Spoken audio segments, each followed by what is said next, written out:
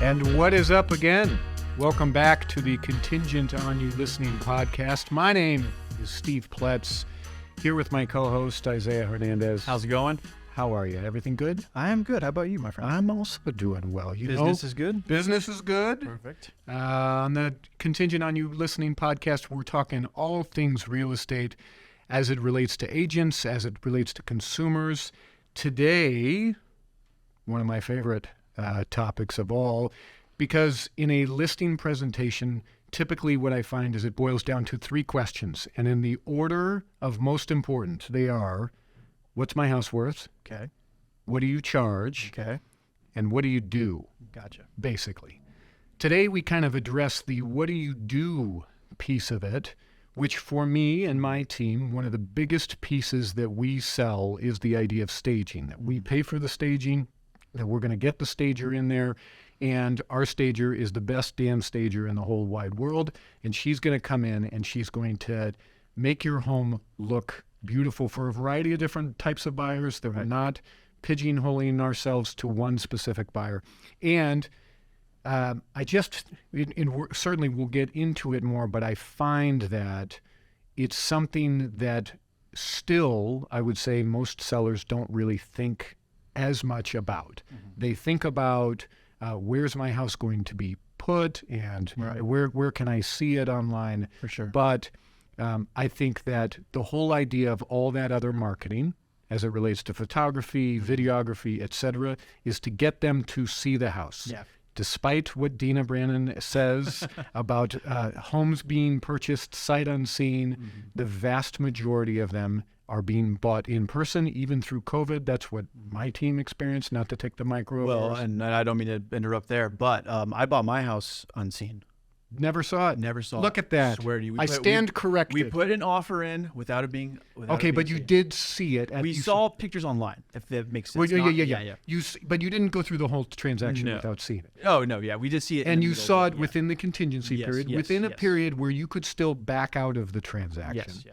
And so, definitely, like staging is critical because all of this, the photography, the videography is all to procure a showing. And then once we have a showing, now when they're walking through the door, like your circumstance, you're in the contingency period, maybe you're going for the home inspection or something like that.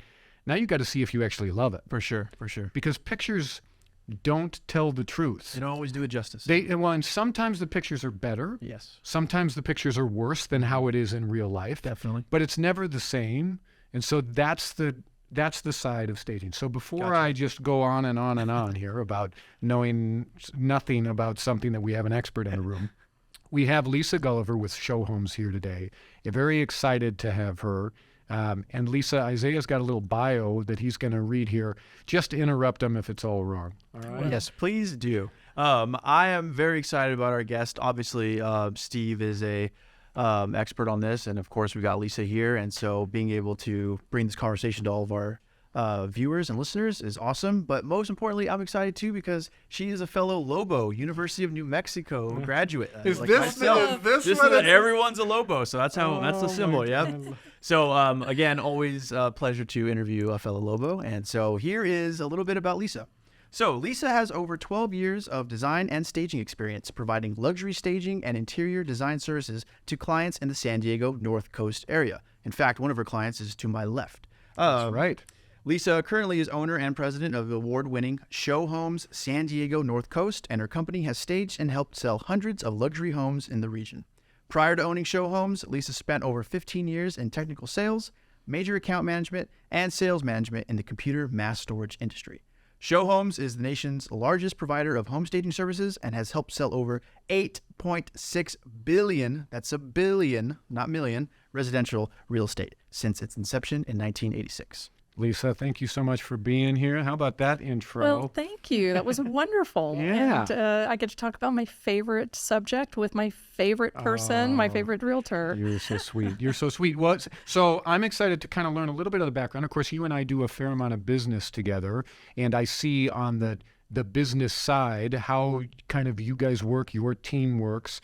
But what I kind of thought we would start at is give us a little bit of the version of you getting into this. Of course, Isaiah gave a little background in terms of where you were before, But my understanding is you were a stager and then you actually looked to purchase into the Showhomes franchise. Is that right? Yeah, I started as a Lobo in School of Architecture there and got my architectural degree.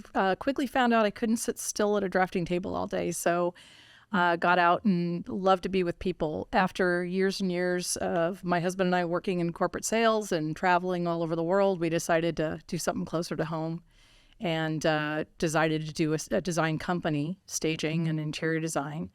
And I loved the Showhomes model. It is a national franchise. We are the largest staging company in the world, and we have a lot of franchises that we all over the country where we share information and help each other and learn tricks of the trade, and so we purchased the San Diego market. So it's a small business, though. We do all of the relationship building one-on-one with new realtors that have been around for a long time. And so it's a real exciting industry to be in. And the architectural background also is super helpful with staging and talking to homeowners about what we can do to the home, for the home, to really get top dollar in the market. It's interesting because I feel like your client, you have two clients.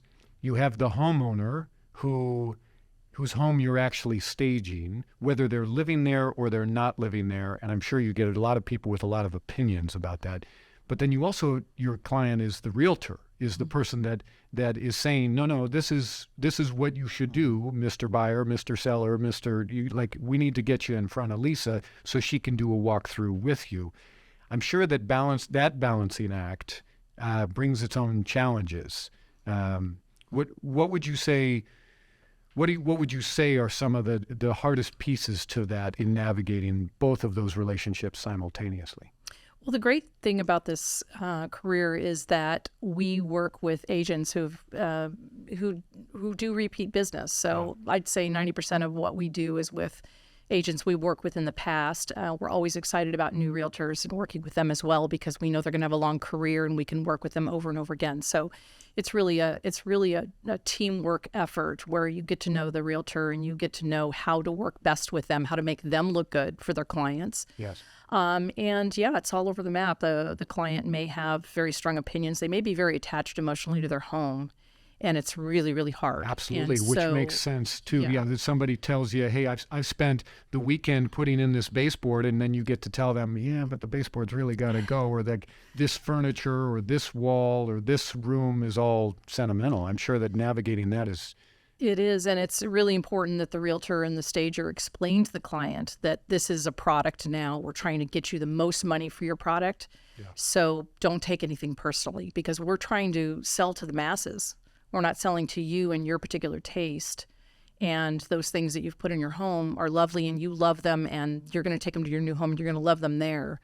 But right now we need to move some things around and we really need to give the vision to the client, to the buyer, and sell to the buyer. That's your customer, is the buyer, not the client.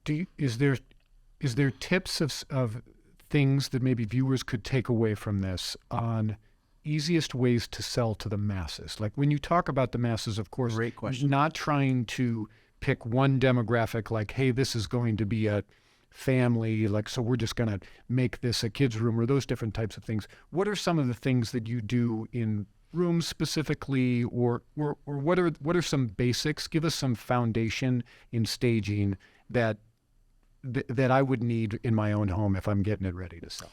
Yeah, the most important thing is to show as much opportunity to the buyer and to show the buyer what it can look like, what the possibilities are. So we may change functions the way that the client lived or the seller lived in the home. We may change functions in the room. We may put smaller furniture in there, larger furniture, whatever we need to do to make the spaces look the best and be the most enticing. So, it's really a skill to come into a house and walk through and say, this is what we'd recommend. Mm-hmm. Change this, change that. And then we're going to bring in furniture to make it look like HGTV. I mean, HGTV is our best friend because when we started this business 12, 14 years ago, people didn't know what staging was. Right. So we spent a lot of time explaining it. Now we just have to explain why we're the right stager for you and why you need luxury staging and why you need it to look really just knock it out of the ballpark. So we're going to put in furniture that people want to see, that they want to buy. We get offers all the time for our furniture because they like, oh my God, it looks so good in that room. I'm going to buy the house and I want that room exactly like that. So that's what we're trying to do, is really entice them. How do you Take it. Look at Yes, you. thank Get you. a question in. Getting my question in. How do you navigate that process of communicating with the seller and just the realtor in general? Like, okay, this has got to go. How do you put that furniture in there? Very sensitively. And you have to read the seller and see how much they can digest, and then just say up front, I'm going to tell you everything because I'm here. So I'll tell you everything that I feel that is really, really important. And at the end of the day, you take away what you feel like you can do or want to do, and what the budget can handle.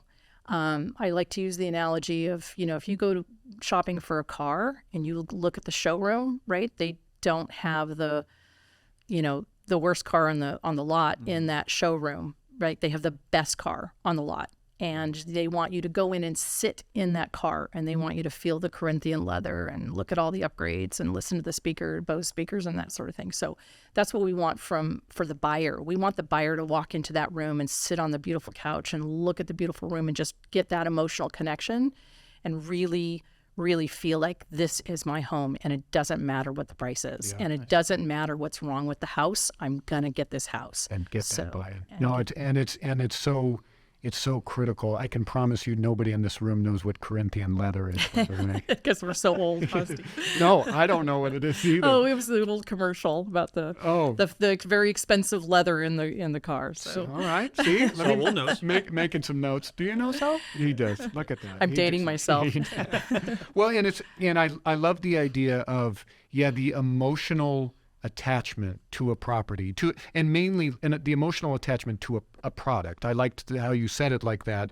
I also like trying to show as much opportunity. Give me some simple examples of where would we show a lot of opportunity. Things like in a loft, would you show it as multiple rooms, like maybe a kids area and an office space, or like flex spaces like that?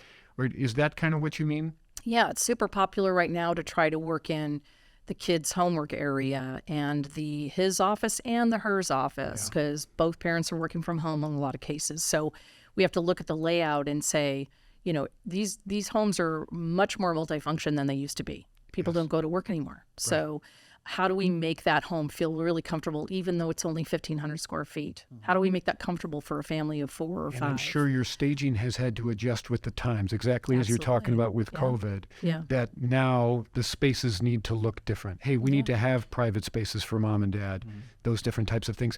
So with that, how much does style play into your staging? I mean, do the styles, I know nothing about the styles.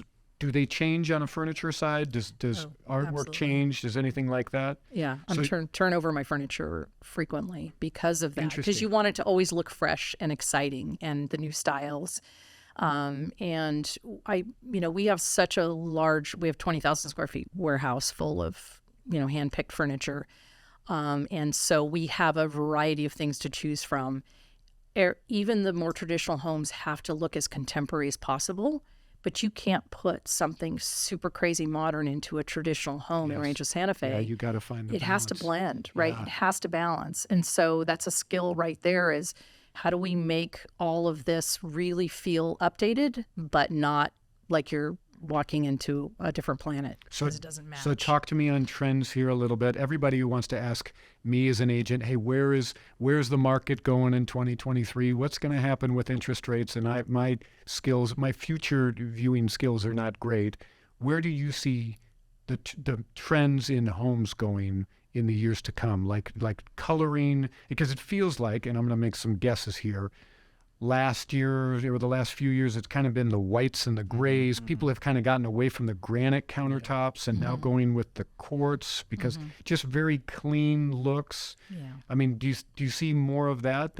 Sure, definitely more of that. I mean, I think the trends are the light, the bright, the white, but we're bringing in more color because the neutrals have been around for a few years now. Yes. Grays are pretty passe, but the whites and going back into neutrals and tans, and then bringing splashes of color, but not too bright. Like greens or browns? Yeah, greens are super popular right now. Yeah. So as the styles and the colors change, we change with them as well. Because again, we want it to look when a buyer walks in the door, I want them to feel like, oh, they hired an interior designer. Right. That's what I want that to look like, Nice. Does stuff come around the same way in fashion? Like bell bottoms, they're going to come back around. Are we going to, am I going to see wallpaper coming back around or anything like shag carpet? Are we going to see that? The house that we did with the hot pink toilet and the hot pink shower from the 70s that we had to change out. Normally we don't say, let's go do a bath remodel to get it on the market, but we had to do that one. Yes. I don't think that's coming back for a little while. Well, Not good. quite. Good to know. So we talked a little bit about future scene here, and so now what we've started to experience is a market adjusting a little bit. And I kind of want your opinion on, certainly staging is always important, and especially for owner-occupied buyers being able to walk in and see themselves living in a space. As this market adjusts, we'll say, tell me, where do you feel like staging plugs in to that? How does staging fit in? How important is it to stage during a changing market? Well, I think it's always, always important to stage. It was important in the hot market that we just experienced, and it's now really, really important because the buyers are making the calls and the buyers get to choose, and there's a lot for them to choose from. And if you don't stand out and you don't really impress them with that home, they're going to go down the street or they're going to go around the corner and look at something else. So you want to capture them with the photos, then you want to get them in the door, and you want that experience to go through the entire home. Virtual staging is kind of a thing where they do the photos, and that might look good to get you in the door, but that's going to be a big disappointment when they walk in that door, and that's not a good way to start a showing. That is the ultimate bait and switch. In an industry filled with bait and switch, I feel like virtual staging, my opinion, and I'm always an expert on my own opinion, my opinion is the ultimate bait and switch, because it entices them and you get them there. You want showings, virtual staging will get you showings. Yeah. It won't get you offers. Exactly. Because buyers will get there and inevitably they feel disappointed and they get to look at empty rooms or something. Yeah.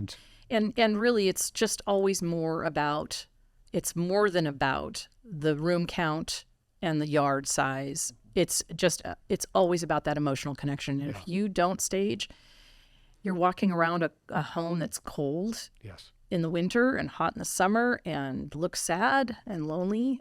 You're not going to get them to fight for that house. And some of the spaces, in my opinion, I know you've got another question, Isaiah, but some of those spaces, I feel like cold is the accurate depiction. That with no furniture in there, without it being staged, they can look like castles, they can look like museums, or they can have that feeling, certainly for larger homes, where it feels like a space that I might want to visit, but I actually wouldn't want to live in. And that's where staging really helps soften a lot of that.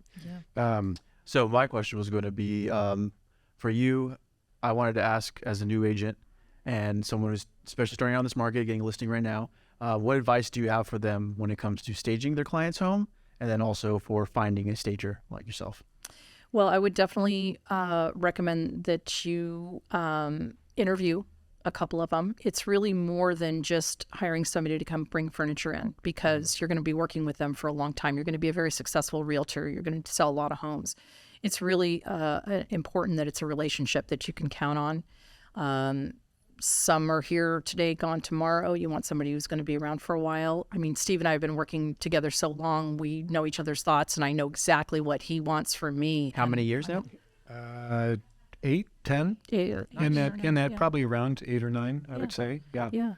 So, and also you do get what you pay for in staging. And so if you have an $800,000 house you're listing, you want it to look like $2 million. For sure. You want luxury staging always. You want it to always knock it out of the ballpark. So you want to look at their photos. You want to look at their website. You want to look at reviews. We insure our properties, which that's not across the board for sure. So don't take those kinds of things for granted. You have people working in your client's home. You don't want something bad to happen. So insurance is very important.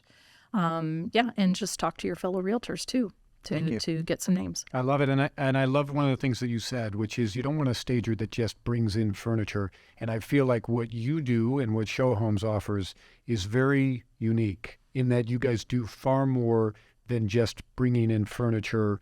And of course, you stage interiors, you stage exteriors, you do all of that, but you also do updating. And you take point on that. And I don't know if the term would be project management, but it perhaps that isn't the correct term. But one of the big things about our situation, yours and mine, and our relationship is that as it relates to some of these properties, they need $50,000 worth of upgrades, and you're able to lead point on that and say, I'll get the flooring person in, I'll interview the paint people, we'll do these updates like you're talking about the pink house, the pink bathroom house.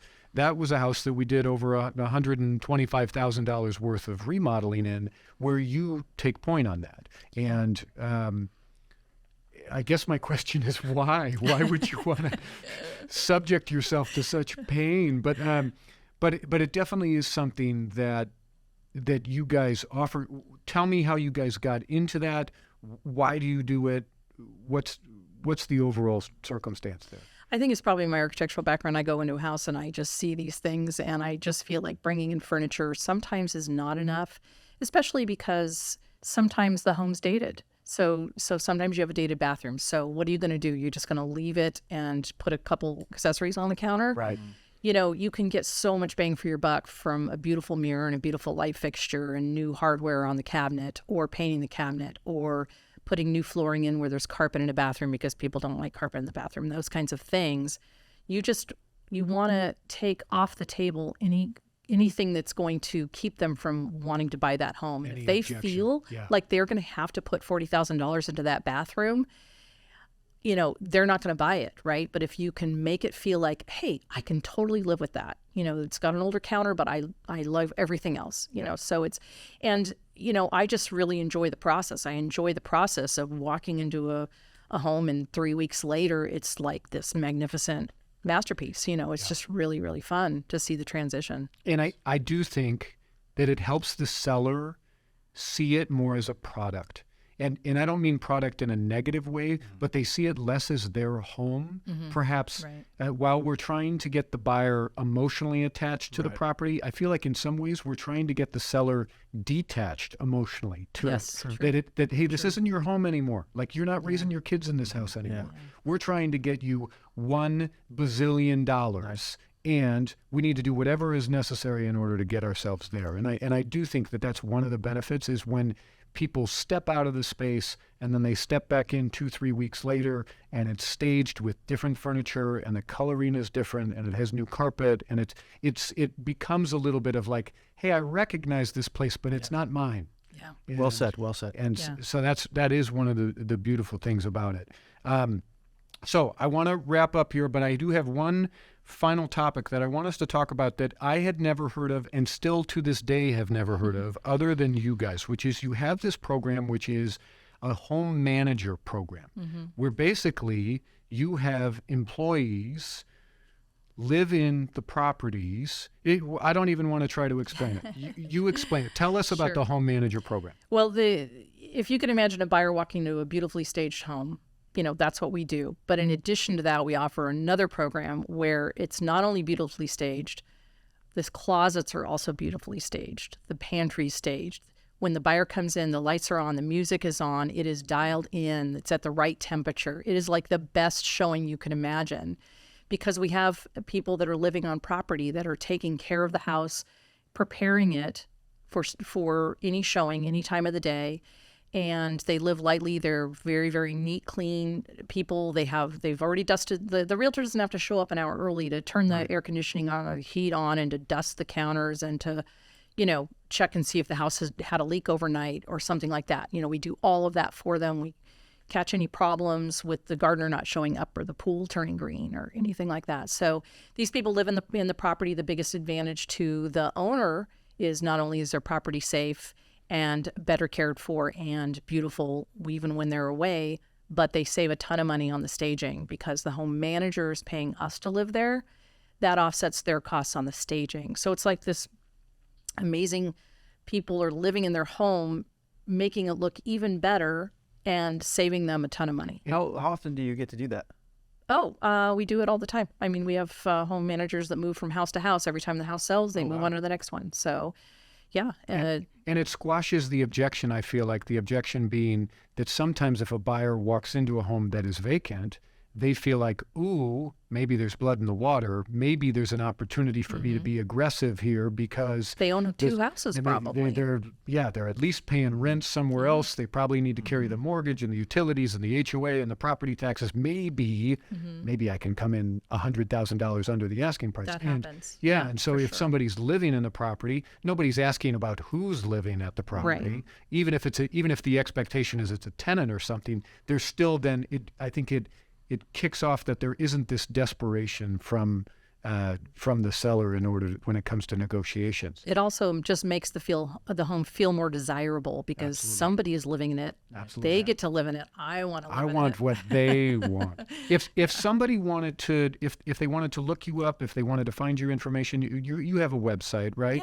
Yeah. And it's can you tell me what it is? I should have it written down. Showhomes San Diego NC.com. NC.com. Lisa, thank you so much. Thank you so much, Lisa. It was really wonderful and always a great insight to all things staging. So here's my recommendation. You're thinking about selling your house, list it with me and not Isaiah. But secondly, wait a second, I take that back. But secondly, get it staged. Get an interior designer to walk through. Get a woman like Lisa to come through.